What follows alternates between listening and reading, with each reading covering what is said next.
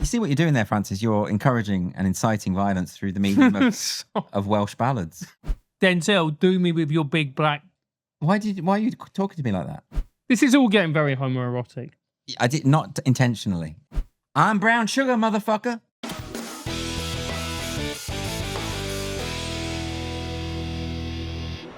Hello and welcome to Francis Foster Sorts Your Life Out, where I and my guest, who are normally a comedian, will sort your life out. Now, bear in mind, I'm not a psychotherapist. I'm not any type of therapist. I'm not a physiotherapist. I'm not qualified in any way to sort your problem out, which means that I really know what I'm doing. I always invite a comedian on. This is one of my favorite comedians and human beings in the world. It's Andrew Doyle. Welcome. And I am a qualified psychotherapist. Are you? No. But I'm a doctor of English literature. You are? And what is your specialism in? It's Renaissance poetry. But that doesn't matter. That can help. I can help you. Yeah, exactly. Yeah. I mean, it's a useless degree, let's be honest. No, I think it's quite, if somebody's feeling like they're going through a malaise, then you can, you can say some John Donne? Or was John Donne? John Donne's a bit late for me. Oh, really? Yeah. I'm more your kind of Shakespeare, Philip Sidney. Oh, really? That sort of area, yeah. Oh, yeah. So what's your favourite Shakespearean sonnet? That's a good question. Let's go with the famous one. Shall I compare thee to a summer's day? Thou art more lovely and more temperate. Fuck off. You can't do that. You can't. No. Why not? No, it's like people going, oh, what did you do? I was a rock guitarist. And you're like, oh, what's your favourite rock song? And they go, Living on a Prayer. Yeah, but there's a reason why it became the most famous.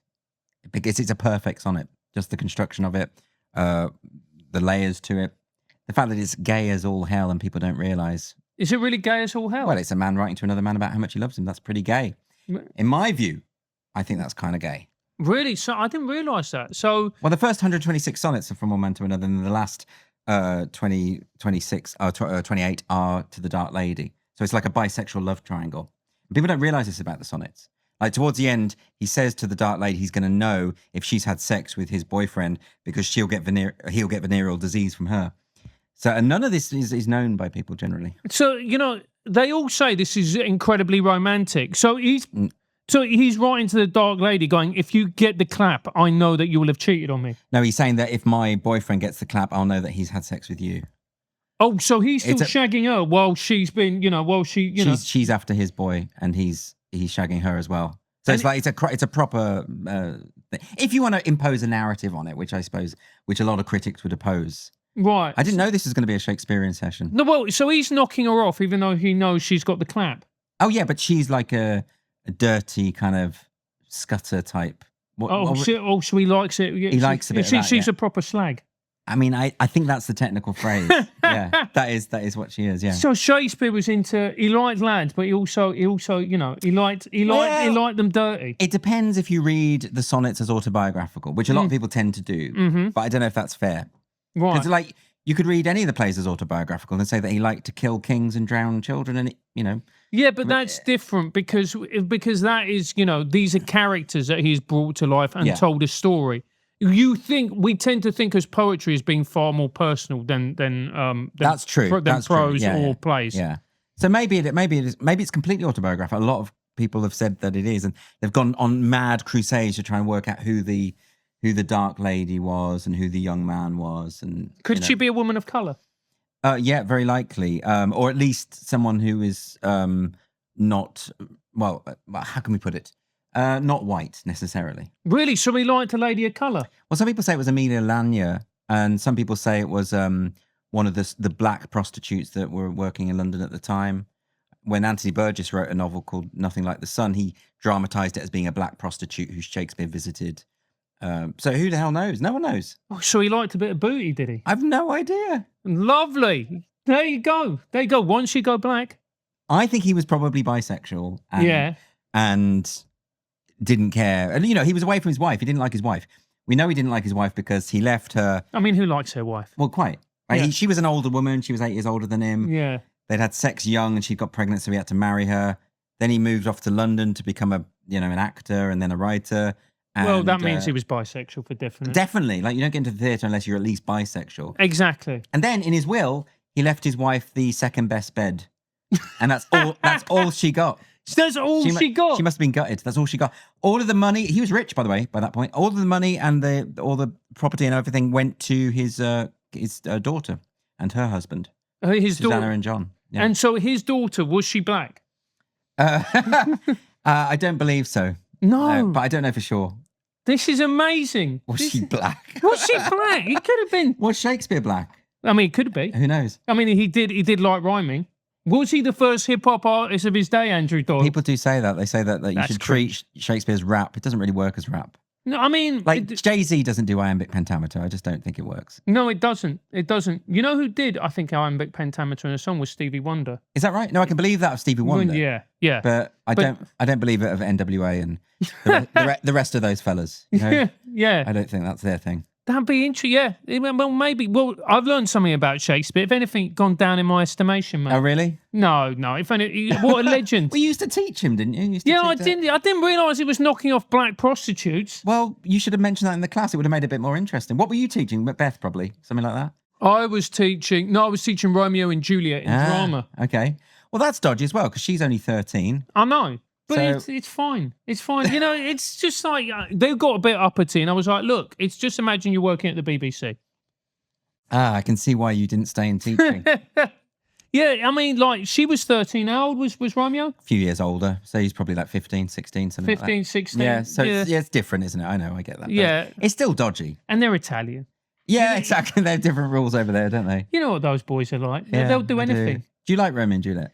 I do like Romeo and Juliet. I think, there's elements of it that I really like. In particular, you know, I think it's a really great way to get kids engaged with Shakespearean language, insults. The gang element really hooks them in. Yeah. I think the friar's a fucking dickhead. Yeah. Okay. It's all his fault. It is all his fault. He's Yeah. an incompetent twat. Everyone dies and people go, it's a tragedy. It's like, no, this guy was basically in loco parentis and he fucked it up. Well, it's sort of like a comedy until the end. I mean, Yeah. everything about it feels like a setup for a comedy. You've got two bourgeois families who are rivals, and then the two kids fall in love. That's a comedy setup. There's, you know, the fact that Romeo, that guy who just runs into him on the street, so he finds out about the party. That seems like a comedy set. The coincidences, the friar, the poison. I mean, you know, there's a sleeping and whatever else. But I mean, Tybalt gets shanked. That's not really comedic, is it? no, not necessarily. But Mercutio's quite a funny character. Yeah, and he gets shanked as well. Yeah, there's a lot of shanking. There is a lot of shanking. Yeah. It is like, maybe he just like, knocking off like black prostitutes, people getting shanked. You're Maybe- fixating on the black prostitute thing. I mean, it really is just a theory, and it's not one with any substance historically. Not as far as I'm concerned. Oh, really? No, Okay. no. So what I'm surmising by all this is Shakespeare is from South London.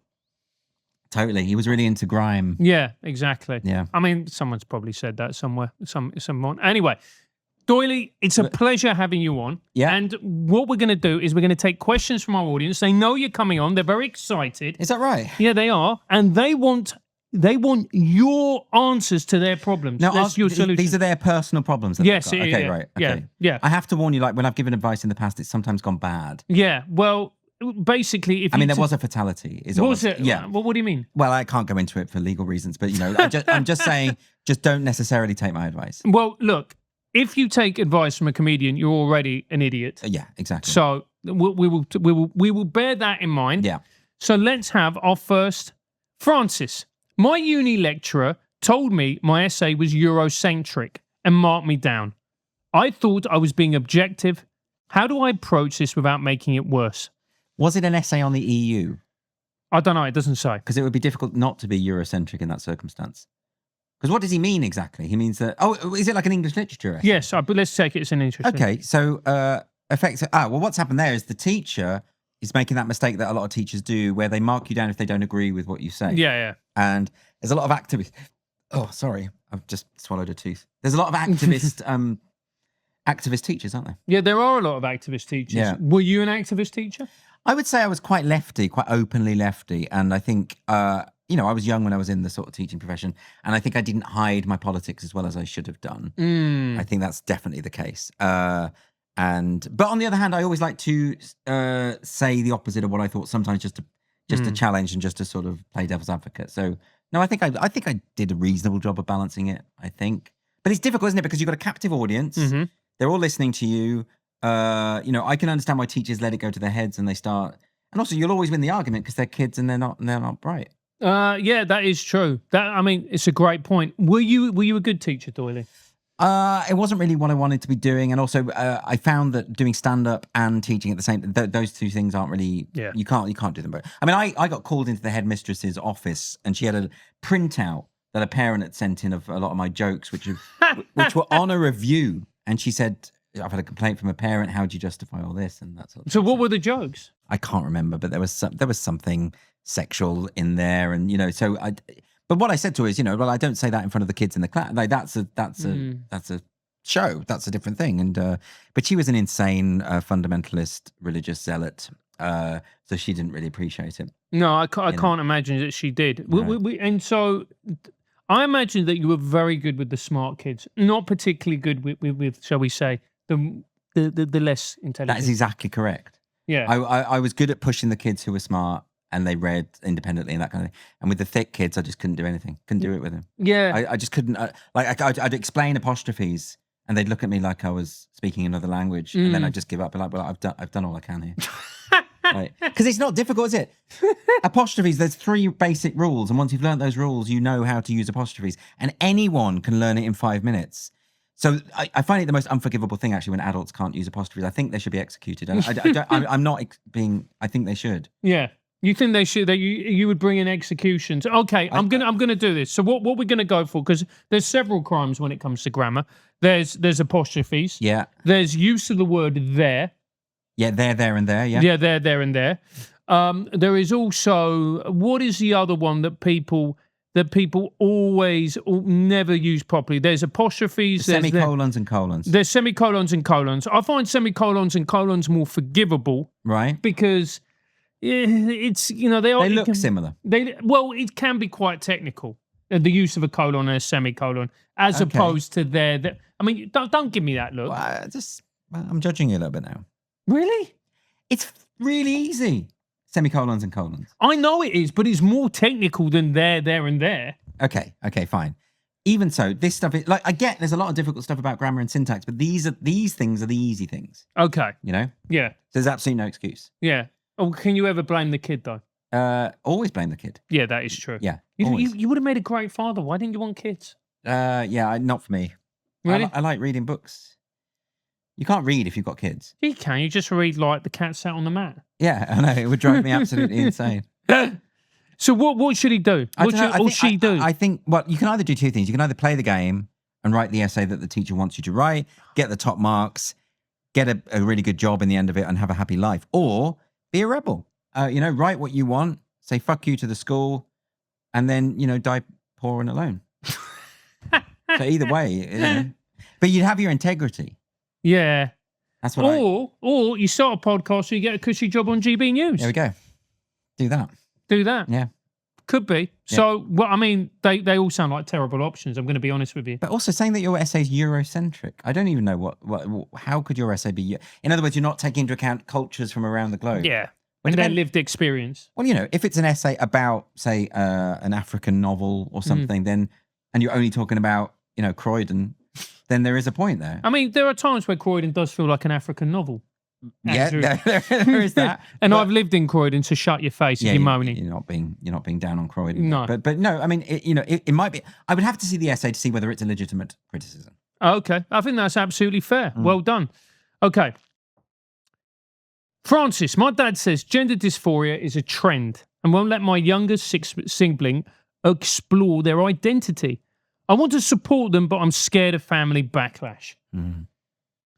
Well, I mean, that's a very serious question. I'd say well, firstly, you have to communicate to kids that there's no such thing as being born in the wrong body. That's just not a thing. Mm. There's no such thing as non-binary. You're either male or female. You're either a boy or a girl. Well, it's true. Yeah, it is. It is true. But you can, people are free to call themselves whatever they want. I don't care what they call it. I think it's when they sort of start imposing on other people, saying, "You've got to respect my pronouns and use my name and all the rest." It's not up to you how other people talk about you. Yeah. It's none of your business. So you know what I've got a problem. One of my real issues with transgender is, and I really believe this. This isn't me attempting to be humorous, but I did try it once and people got angry. I don't think you can give yourself a name. Why not? I don't think you can. Like with nicknames at school. No, but nicknames are bestowed upon you. You can't say, I can't go to you. Listen, Doyle, you know my name's Francis. I want you to call me Legend. Okay. No, well, I probably wouldn't. But on the other hand, no, but there's a limit, isn't there? I mean, if you change your name by deed poll, I would respect that. I'd call you whatever you want to be called. No, it's like when you see like a trans woman and she says, well, look, you know, I want to be called Candice. And you go, no, you're a 56-year-old woman with the, with the shoulders of a linebacker and a jaw you can see from space. Your name's Linda. Okay. You can't call yourself, you can't give yourself a sexy name. So if I wanted to call myself like Roderick, you wouldn't respect that? I mean, why can't we choose what we want to? Names are bestowed upon you. There are just certain things that are in this world. I wouldn't say to you like I now consider myself to be female. You must call me she and her. But or if I did, I would expect you to ignore that. Yeah, but if I say that I've actually changed my name, that's up to me, isn't it? No, it's not up to you, and I'll tell you why. Imagine you sat down to me and went, Francis, I've changed my name by deed poll. And I go, all right, what's your name? And you go, Denzel. Yeah, what's wrong with that? Well, you're not I could be a Denzel. No, you can't be a Denzel. Well, just for that, I am a Denzel. So what are you going to do about it? I mean, I'm Denzel. You can't be Denzel. And you have to really accentuate the second syllable. I'm Denzel. I'm not Denzel. I'm just saying. It matters. That's a different... Like, I found it offensive. I'm not going to respond to Denzel. Denzel. Denzel. You can't be... It just doesn't work. That's my name now. That's it. That's the way it goes. No, Deal with it. No. Why? Are you saying because I just don't suit the name? Yes. I'm saying that names are something sacred that are bestowed upon you. That's how it's worked in practically every culture. The name is bestowed upon you. What about the Hulk? What about the Hulk? Could I be the Hulk? No. I want to be the Hulk. You can't be the Hulk. Why? And have a PhD in Renaissance poetry. That completely works. No, it doesn't. Okay, well, you're just an authoritarian. But maybe I am with certain things. But there comes a point in your life where you realise that certain things lead to chaos and destruction. Okay, you're very old-fashioned. I am kind of old-fashioned. Yeah. What was the question again? I can't remember. Oh, about whether you should respect... They want to let their younger sibling explore their identity. But what is this identity business anyway? Like this obsession with identity. We are who we are. You know, I don't think it really matters. I can't identify as something that I'm not, can I? I think if we become a little bit more empathetic, which I know is difficult for me in particular, but I got told by my publisher that I'm lacking empathy. Anyway, we're not going to go into that. I think what she's saying is, and I think this is an important part of being young, actually, it's explore their identity. What they really mean is, I just want to explore and see who I am. And I think that's a really important part of being young, if I'm being honest. Or is it not just attention seeking? I just want to be a bit different. I think that's all it is. I don't remember grappling with my identity when I was at school. Well, you all were grappling with our identity. I didn't have an identity. I just did what I had to do. No, you did. You were there going, am I straight? Am I gay? Do I like girls? Do I like boys? I wasn't doing any of that. Weren't you? No. I didn't have any of those wranglings. I just thought that all boys fancied other boys and they just kept it secret. Really? Yeah, that's basically what I thought. Are you serious? Yeah. I thought it was just like a thing, a shared secret. So you just thought everyone was gay, but... Yeah, well, I didn't have a word for it. I knew what the word was, but I didn't... Let's move on. I mean, it's a big, long therapeutic issue that I don't think we should go into. Okay, fair enough. But yeah, that's what I thought that it was more common at least than... Oh, really? Yeah. Oh, that's interesting.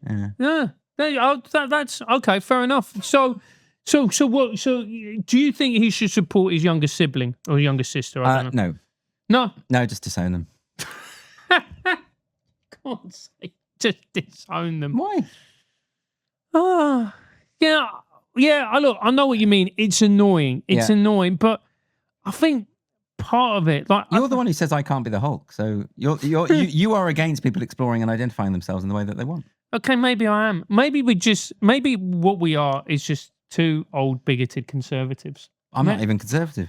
But I mean, you say that. I'm going to identify as conservative. Yeah, you're going to identify as conservative. Yeah. All right. Well, look, I don't know the answer to that one. Nobody knows the answer to it. It's just, look, just be there and just be supportive. And just be aware that it's bollocks. There's no such thing as gender identity or all the rest of it. She might just well be struggling with, or he might be struggling with just being gay. Probably. But actually, do you know what? It's 2024. If you are gay, just go and have fun. No one cares. No one cares. No one cares. No one cares. Everyone just goes, oh, they're gay. I sort of hate that, actually. This victim thing that loads of gay people have now. Yeah. Like, it's a big deal. No one cares who you sleep with. No. If anything, it's just boring. When people go, I'm just so gay, I'm like, all right, mate, come on. It's just, really? Yeah, a friend of mine said recently that a gay friend of his was berating him, saying, you don't know what it's like to be oppressed. I'm like, neither do you. Like, maybe if you lived in Iran or something. Yeah. But no, there's no oppression against gay people in this country at all. If anything, too much acceptance. I think there's way too much acceptance. I'd rather we lived in a society where we were back in the closet. It's so much more exciting. There's a little bit of edge, wasn't it? There's loads of edge. In fact, my supervisor at Oxford said to me that he much preferred it when it was illegal. He loved it being illegal. Oh, it's It gave it a frisson, you know? Yeah. Yeah. It does. Illegal sex is the best, apart from the stuff you're thinking of. But, you know what I mean. Yeah, you're talking about, as Oscar Wilde put it, the love that dare not speak its name. Exactly. But now it's bloody always speaking its name. Won't shut up about its bloody name. Yeah. And you just got like, no, because the truth is, nobody wants to think about other people shagging. No, exactly. Like, the truth is that the only people who don't find sexual intercourse funny are the people who are doing it. Yeah. Like, if you watch someone else having sex, it's ridiculous. It is ridiculous. It's degrading and pointless. Is that your pillow talk with your partner? It's just stupid. What are you doing? Yeah. Why are you rubbing against each other like this? It looks ridiculous. It does. Feels good though. Yeah, but so does, I don't know. I was trying to think of an analogy there, but I'm probably going down a dark path. You dark path. I mean, well, there's a pun there. But anyway, we're moving on. Go on. What's the next one? Okay. Hi, Francis. I'm black and dating a white girl who fetishizes my race. I'm uncomfortable, but I don't know if I'm overthinking it. How do I approach this without being accusatory? Are these real? Yes. These are real questions? Yes. Oh, my God. Okay. So what? She fetishizes him for being black? No. That's not what he's saying. He's saying that she does. That doesn't mean that she is fetishizing. Okay. She's saying that he thinks she is. Oh, okay. And he's saying, I don't know if I'm overthinking it. I think you probably are. How do I know whether she's fetishizing? I mean, if she's saying, Denzel, do me with your big black. Why are you talking to me like that? That's outrageous. Right. Start again. So I'm just saying there's, Yeah. Does it matter? Anyway, if one is fetishizing the other for whatever reason, why does it matter? Because I genuinely find this interesting because as a man myself who enjoys the company of the dusky maiden. Do you? Yeah, I do. Yeah. Love them. They're brilliant. Anyway, so that's what is a dusky maiden? What? You mean that someone is off-white? Yeah, someone, who looks a bit, like they've spent too long on the beach. Are you fetishizing race? So this is my point, which you have a preference towards non-white women. Yeah, because I'm a great guy and I just want to, lift them out of their oppression. Yeah, okay, yeah. All right. yeah. So, but my point is this: you like what you like. So, is that racist? Exactly. Because you know how on like dating sites and Grindr and all those things, you can no longer filter according to race, but some people just have preferences. Exactly. Like you like dusky maidens, you should be able to filter for dusky maidens. You can on Hinge. Can you? You can on Hinge. Oh, right. Okay. Yeah, but I don't know if you can filter out. See, this is my point. Like people go, oh, they're fetishizing X. Is that a fetish or is that just what you like? So if you're attracted to women, are you fetishizing women? Yeah. Well, they would say objectifying because that's where they You're such a feminist. So does that mean? Well, no. Well, this is the problem: is that sexual attraction you don't choose it, do you? No. Because I've seen people complaining about this, saying like you shouldn't be able to filter out by race or anything. But is it any different than filtering out by sex? You know, are you a misogynist if you're a man who only is attracted to other men? Are you, you know, that that's basically the implication, isn't it? Yeah, it is. It's the implication is that she's only dating him, but she's fetishizing. And look, So everyone's got their own thing, haven't they? I mean, I don't think it matters, does it? It doesn't. Like, what he's saying is that she is essentially deriving sexual pleasure Yes. out of the fact that he's black. But maybe she just likes black guys. You know, and he gets to have sex with her. So Yeah. So why is it a problem? Exactly. I knew someone who she was going out with a guy, and he could only reach climax if while they were having sex they were listening to audio tapes by Alan Bennett. Right? And you might say, well, that's a fetish of kind, and that's maybe That's not a fetish. It's weird. well, you know, but that's his thing. So what's wrong with that? You know, if you've got your own thing. People are weird. Like, you know, we've known this ever since the Kinsey studies in the 50s. Like, sexually, people have all got their own thing. I don't, because I'm normal. Yeah, of course. But you know, but all these freaks, they've got their own thing, you know, and that's fine. I think. You must have a thing. Well, yeah, I like. You know, I like a darker lady. I Okay. like them. You know, shall we just say with curves? And I Okay. also like them if they're. Here's the thing, I like a lady who's very intelligent. Okay. I actually like a lady who's more intelligent than me. So you're a sapiosexual. Yeah, I find it nothing hotter than a woman who's very intelligent and very funny. So someone who can outwit you in the bedroom. Yeah, So it's like you think you're going in there, that sort of thing. Yeah. Like those sort of riddles. yeah. I think it's my favorite women have always been women who are funny and just. I love it. I love a woman who's very funny and very sharp. That's and very very interesting, because a lot of men don't like that. A lot of men like to be with a woman who's much thicker than he is, so that he can feel superior. You know why I don't feel that is number two. I don't think on a evolutionary level that's a sensible choice to make, Really? because you're just procreating and you're making stupid babies. Yeah, Number one. Yeah. Okay. Number two, if you think about it, life is just a series of challenges, and you are presented with and the challenges for you to struggle and overcome. hmm Right. So why wouldn't you want the person who is in your life next to you?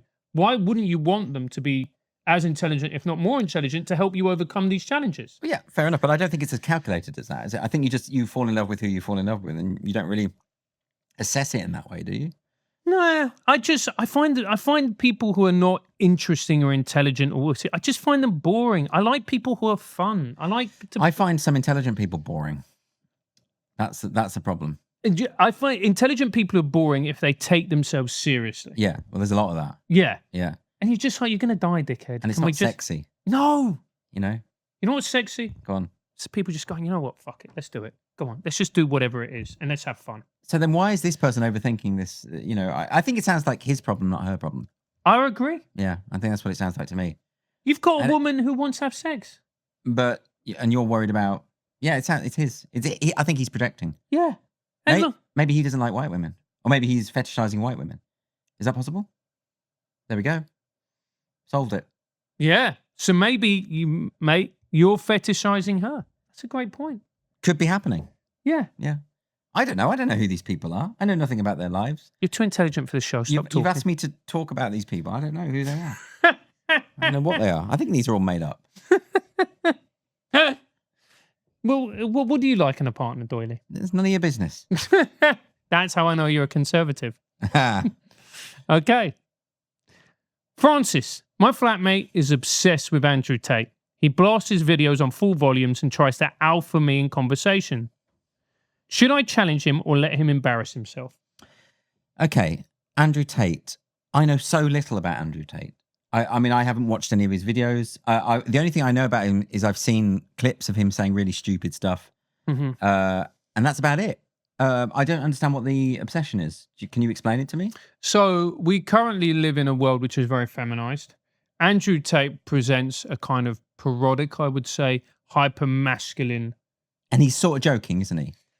It's in some instances you can see it as a joke. It is very much a character. The danger is that people don't realize it's a character. Okay. It's done very cynically, and it's done, but he's at the same. Do the fans think it's a character or realize it's a character? The smart ones do. Yeah. The rest of them don't, and they think that. But they're kids, aren't they? Mostly? Yeah, they're kids, and kids, as you said yourself, are stupid. Yes, by definition. Yeah. So shouldn't they go for a better role model like Jordan Peterson, which is a better in terms of young men? Yeah. I think what he's saying is probably much better for them, isn't it? Yeah.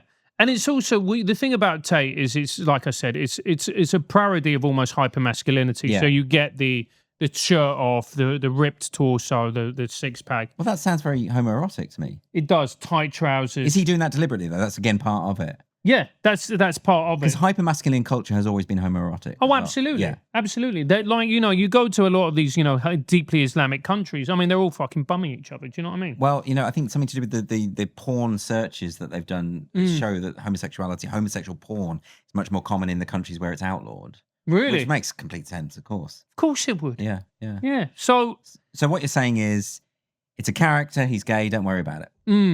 Yeah. But it's also if somebody then brings it into just conversation and is trying to alpha you in a sense. Oh, I see. Is that what's going on here? Yeah. Okay. I don't know. I mean, because I don't know about, if it wasn't Andrew Tate, if it was someone I knew more about, like John Nettles or something, just I don't know. Then I would be able to talk about it. John Nettles. But I don't know about it. You don't? No. Sorry. No, it's all right. Well, you've brought me on and you expect me to know about things like, interracial sex fetishes and Andrew Tate. But it's not my thing. I didn't do a doctorate in this. Yes, you did. Imagine you did. Right. So what should he do, Andrew?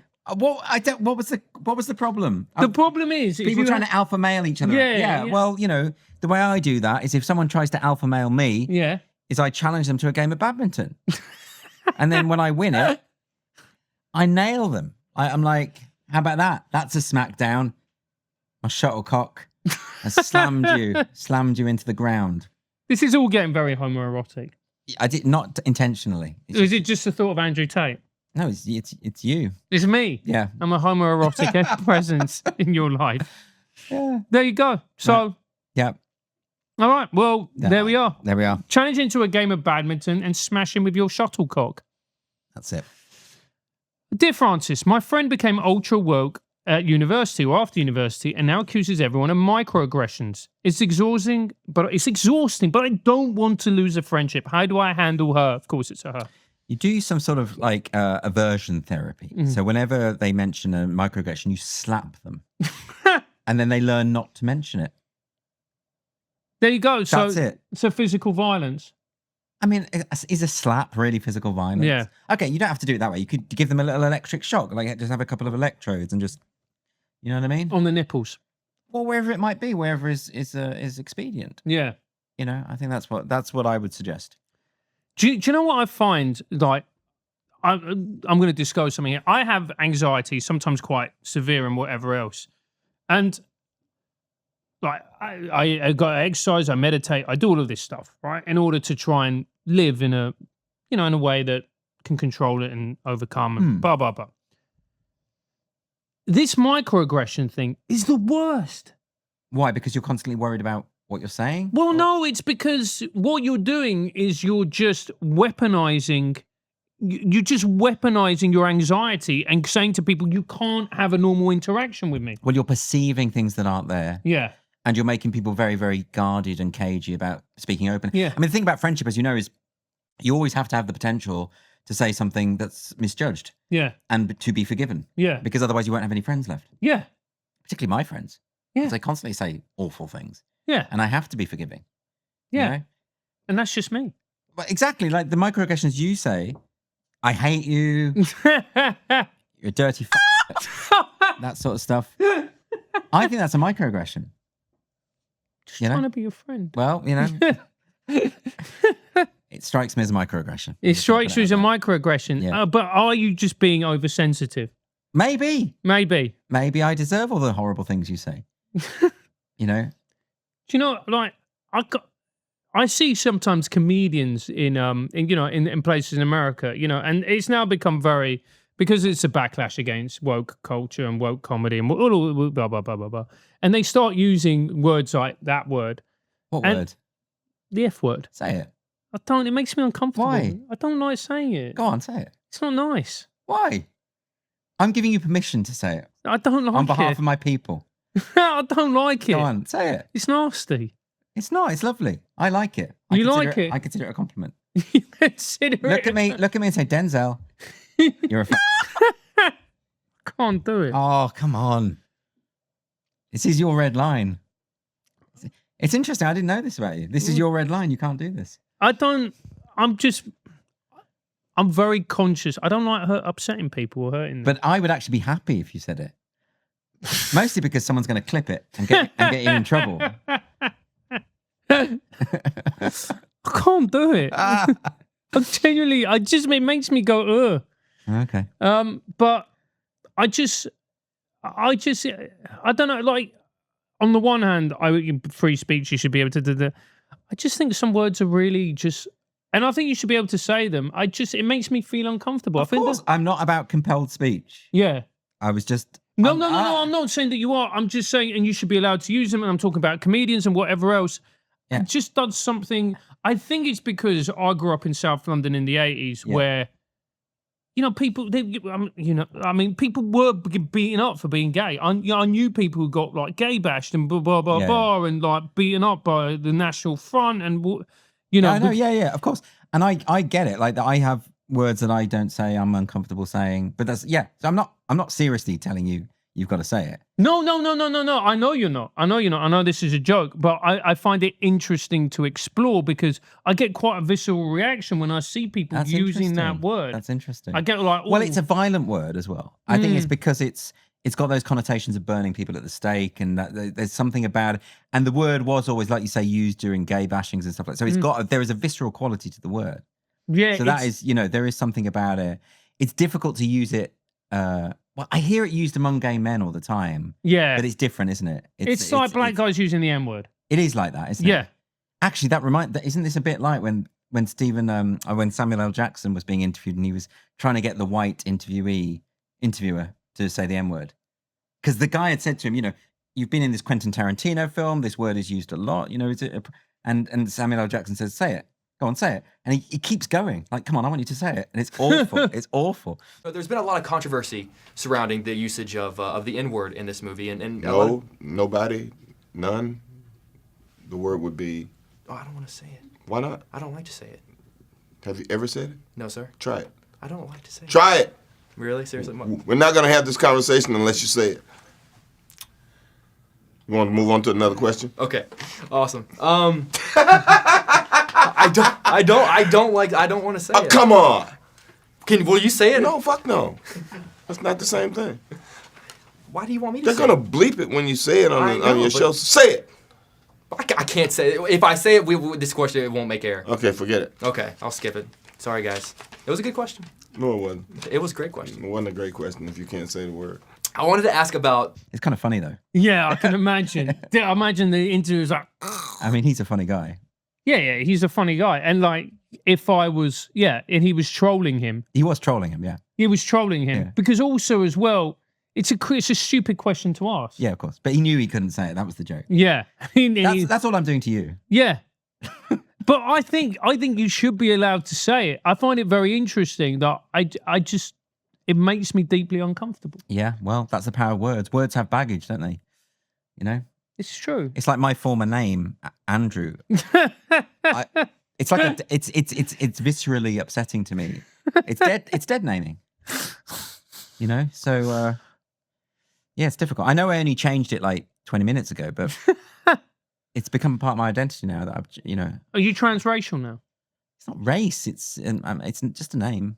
Is it just a name? Yeah. I haven't changed. I've just my name has changed. I would love it if you went on Free Speech Nation. Hello, my name is Denzel Doyle. I'm going to do it. I'll do it this weekend. I'll say that's my new name. Yeah. Denzel Doyle. Yeah. Why not? Why not? Or the Hulk. Or the Hulk. Or brown sugar. Whatever I want. Sugar. I met Brown Sugar.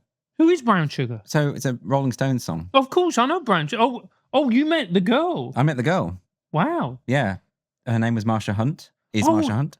She's a very famous backing singer, Marsha Hunt. And she was in Hair, the original production of Hair. But I met her at... She's beautiful. She's really beautiful, yeah. Yeah. And there's that famous, iconic photo of her naked with the big afro. Yeah. That was during when she was in Hair. And I met her in Edinburgh, the Edinburgh Fringe. She was doing a one-off show about Jimi Hendrix. Yeah.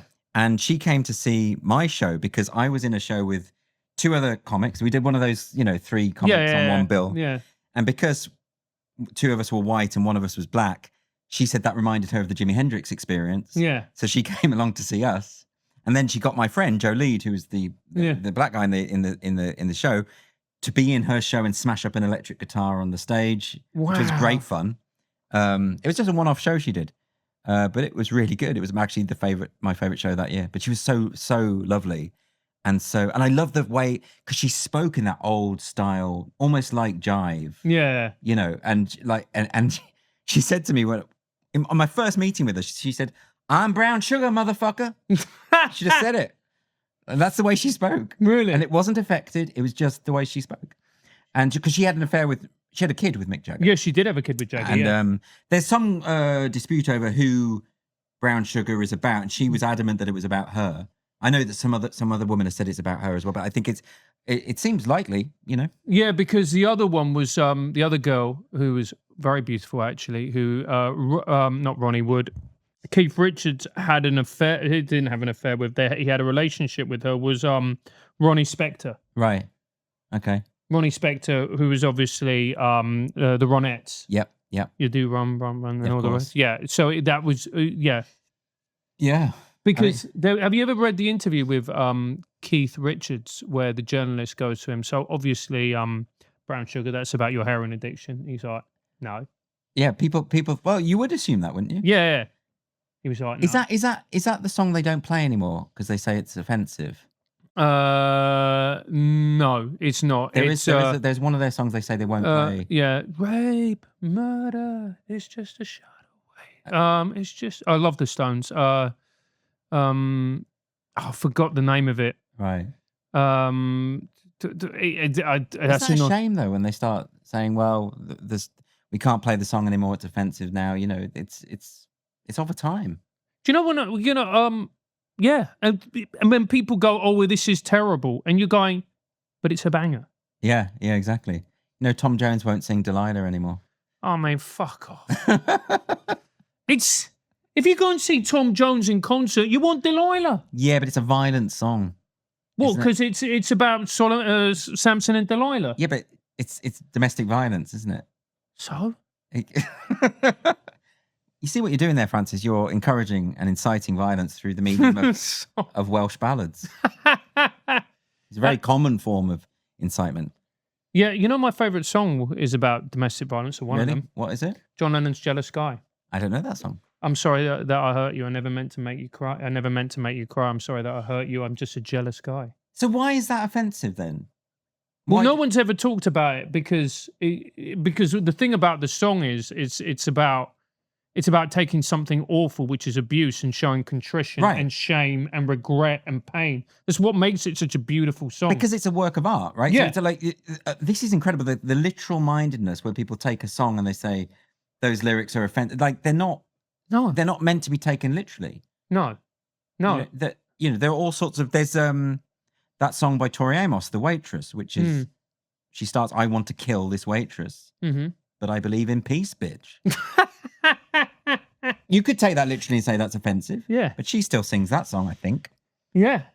So. But it's also about the human experience and this idea that we are perfect human beings. I mean, the whole purpose of art to me is to take some of the worst of humanity, the absolute awfulness of it, and turn it into something beautiful. I mean, surely. you could say, I suppose, that Shakespeare, you could say the same. You could say that Titus Andronicus is a play that shouldn't be staged anymore because it has cannibalism, rape, torture.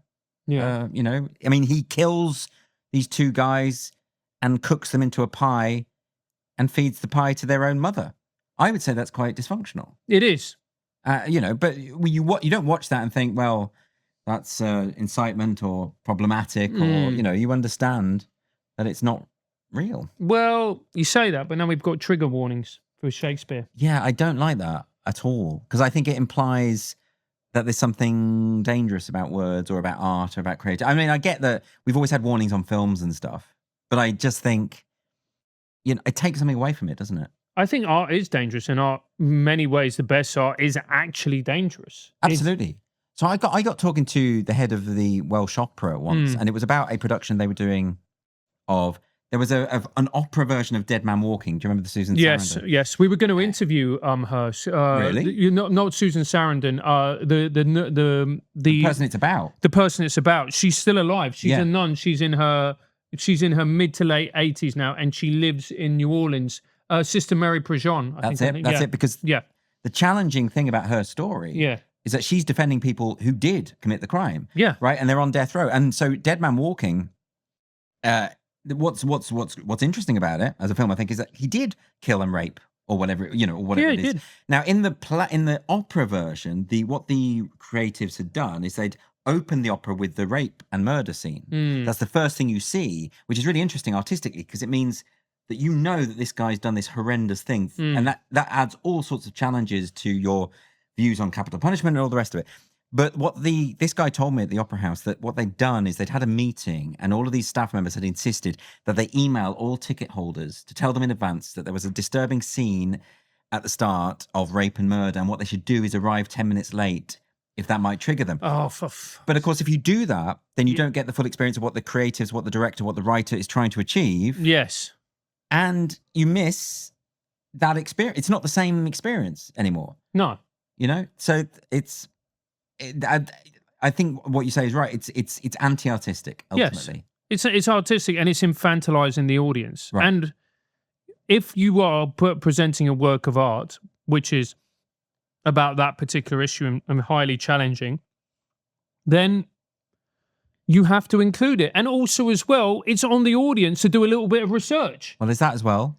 But also, all cognitive behavioral therapists say the worst thing you can do if you've experienced something traumatic, the worst thing you can do is shield yourself from any references to it ever again. They say that's absolutely the worst thing you can do. So it's not even borne out by the science that this is what they should be doing. So this got very serious all of a sudden. Yeah, it did. It did. But we can go back to talking about Denzel, but maybe not. No, I think you're right. Like the whole trigger warning mentality. You know, when you're putting warnings on, like they did on The Old Man and the Sea. Do you remember the one the university put on Old Man and the Sea? The Hemingway book? I don't remember that case. It was a university that put a warning on saying that it contained scenes of graphic fishing.